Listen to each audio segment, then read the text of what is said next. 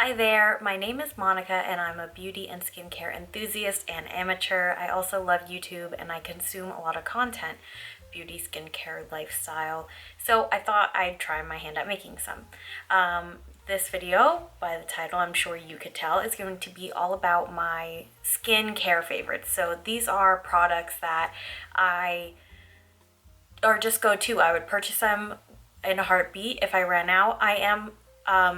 Since I'm interested in this space, I am interested in trying out other products at times, and so I will make swaps here and there just to see if something that's getting really hyped up is worth it, and it could be even better. But at this point, these products that I'm talking about today are going to be the things that are tried and true for me, that I've purchased multiple times or would purchase if I ran out of them. So before we get started, I do want to include a little disclaimer here, which is that I'm not advocating for you to go buy these products. I'm recommending them as my favorites because I think that they work well for me. I have a specific skin type. I have a specific tolerance level for certain ingredients. I've been experimenting with skincare for a long time, and so the way that I use these products isn't necessarily for you, and these products in general aren't necessarily for you. I never want my channel or this space to be a place where you feel like, oh, Monica said that this is great, so I should probably buy it. I want to talk about my experiences because I'm passionate about sharing this kind of information. I'm just passionate about talking about things that I like. I think that's normal, but I don't want you to feel like just because something works for me, it's definitely gonna work for you. I say go by what people who are professionals recommend. I say, which I am not, I would say go by what multiple reviewers are saying. So look up a product, look up the reviews on the website, look up reviews on YouTube, look up reviews on blogs, and just in general, be a smart consumer. And that's also something that I want to spread and preach here on my channel, is to make choices that are good for you. That said, these are products that I absolutely love, so let's jump into them. So I'm going to jump right in, and I'm going to go in the order that I use it. So I'm going to go with some things that I use in my AM routine first. And I'm not really married to a cleanser, an AM cleanser. I do have a cleanser I'm going to talk about, but I use it exclusively at night. High maintenance, I know. So I don't have a cleanser in the morning to talk about, but I do use this every morning, and that is the Ordinary Glycolic acid 7% toning solution. Glycolic acid is a AHA, and it is a chemical exfoliant, and what it does for me is help with my texture. I also like to incorporate chemical exfoliants into my routines so that I can address hyperpigmentation or dark spots that I get from breakouts that last afterwards. I have that kind of skin where a dark spot will stick around for a long time. So using an acid every day in the morning for me works. Definitely, depending on your skin type, it's gonna depend on if you can use an acid every day and if you can use an acid in the morning. If you have more sensitive skin, then it's not gonna be for everybody. But basically what this is just a really simple formula that gets the job done. It does exactly what I'm looking for. It has a great watery texture. I'm going to try to include some texture shots, and it just works. It kind of polishes things off. It works on removing that top layer that I might have gotten overnight or from heavy products that are sitting on my skin, and really just makes things smoother. And it's a great first step before I go in with my other products. It does have a low pH. It says here pH of about 3.6, which is low, but again, that just helps bring the pH level of my skin down after using a cleanser, which I do use a pH cleanser, but it just brings your pH of your skin down so that it's ready to receive other products on top of it. So I love this one. I have tried the Pixie Glow Tonic. The fragrance in that one does bother my skin, and I can feel it tingling a bit more. This doesn't really tingle too much. The next product I'll talk about tingles a bit more than this one, but again, I'm not recommending that you use it every day like I do, but I do use it every morning and have found that I think, what's the ingredient in here? I'll flash it on the screen. There's an ingredient in here that is soothing and does help address some of that irritation that might go along with using a acid exfoliator. I also have tried out the Krave Beauty Hallelujah, and I like that one a lot as well, but this is just a lot cheaper. I'm going to be planning on including all the prices and where I find them and buy them at, so hopefully that is helpful as well. So love this, highly recommend. The next product I want to talk about is one that I use in the morning as well, and it is from MAELOVE, and it is the Glow Maker Antioxidant Serum. So this is my vitamin C serum. I like to use, it has other ingredients in here, I think ferulic acid, maybe vitamin E, something like that. But what I like to use vitamin C for is for fading dark spots and brightening my skin. The antioxidant aspect of it is just another benefit, and it's another reason why I use it during the daytime. Again, your skin might be too sensitive to use vitamin C during the daytime. It says that I can apply it morning and night. Oh, it's CE ferulic acid and sodium hyaluronate. So it's moisturizing. To me, I find the texture of this vitamin C serum to be unbeatable for the price. I have tried some vitamin C derivatives from The Ordinary, and those have had a texture that I didn't love.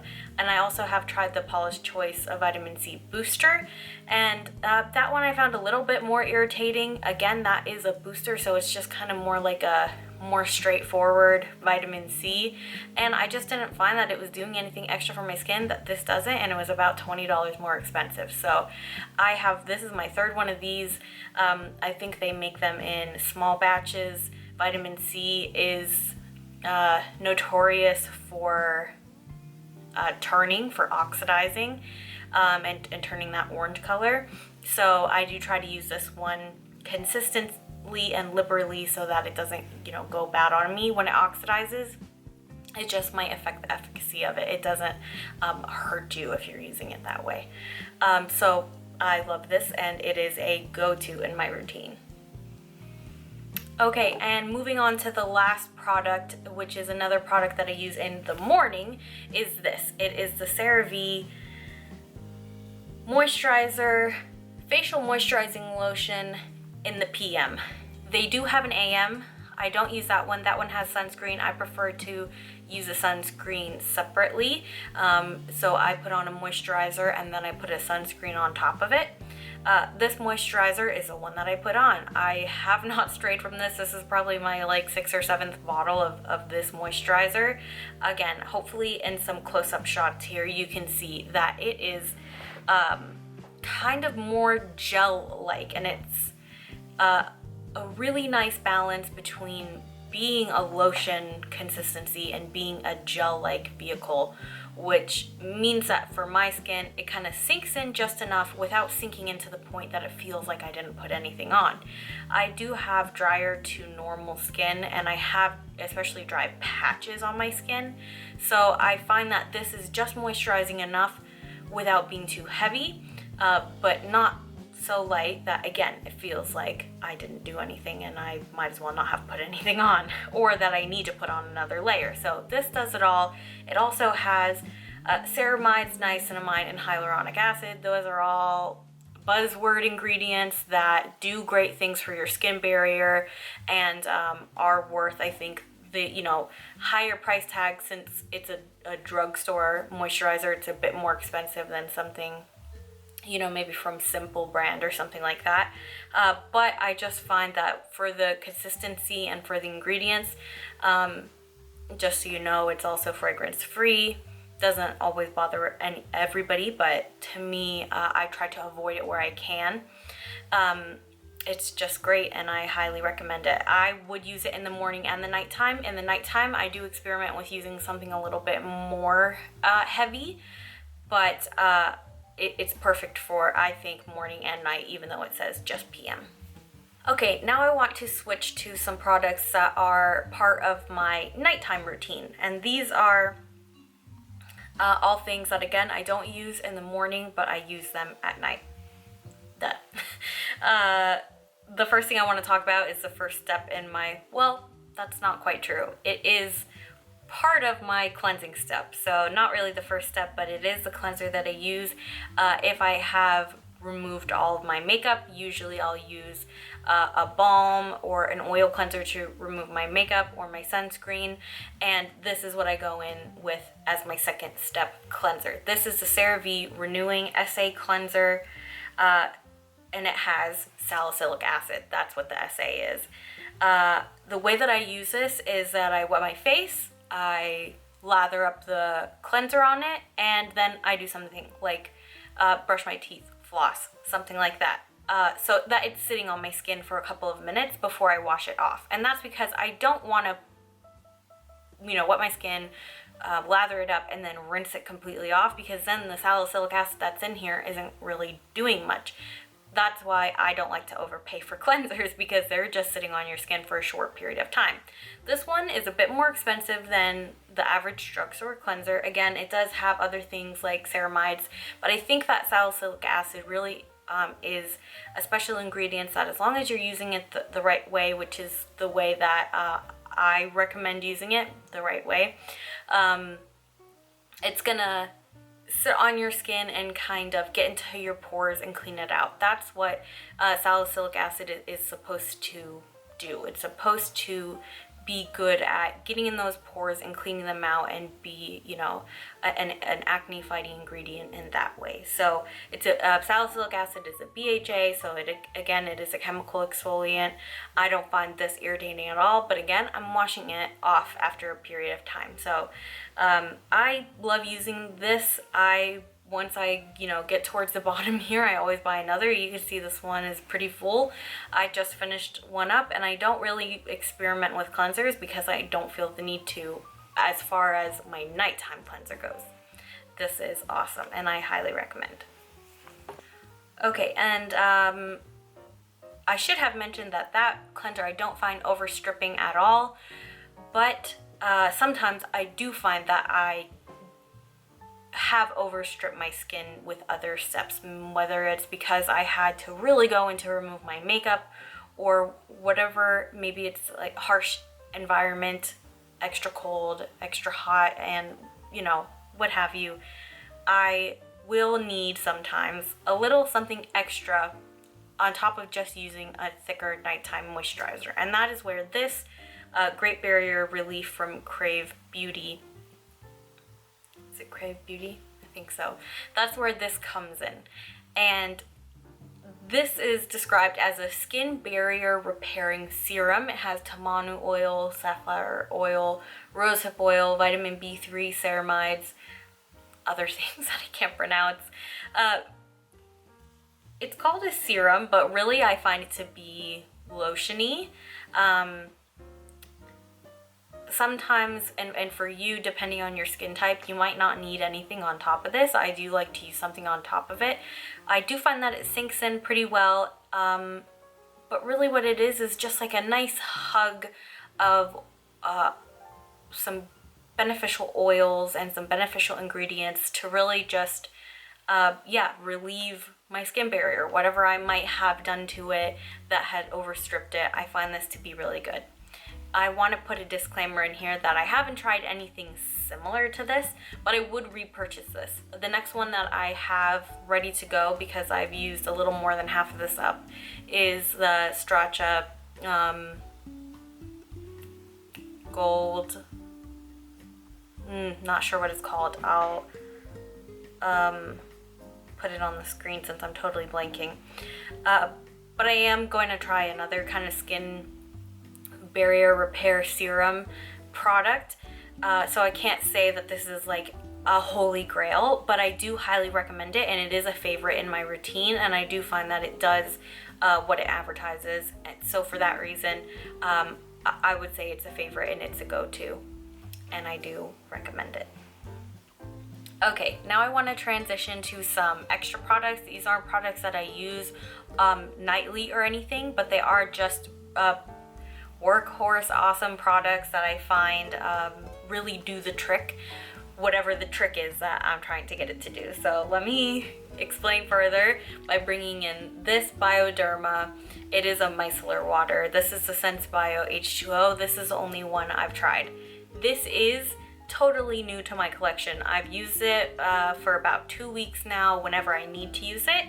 And what I use it for, micellar water is like a cleansing step. It's quite literally a watery product that you use to remove grime and dirt or just makeup, and that is specifically what I use it for. I use this to remove my makeup from my eyes, especially mascara.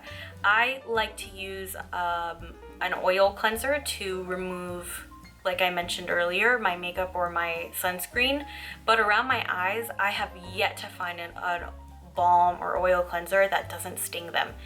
This is a product that does not sting my eyes, and I have tried many micellar waters from the drugstore. On Amazon, I make sure I get it right from the Bioderma store seller and not from somebody else. I'm cautious whenever I buy things off of Amazon, but this can go on sale sometimes, so I grabbed this when it was on sale. I had heard everybody rave about it, and specifically that it didn't sting their eyes. So I grabbed it. I've been using it for a couple of weeks now, and it is a favorite. I can't see going back to a drugstore micellar water because I'm just so skeptical of them after trying so many that burn my eyes, when specifically I like to use them around my eyes. So this one, I wet a cotton pad, I hold it and press it on there so that things get a chance to dissolve a bit more, and just gently wipe away, and it works great in that capacity.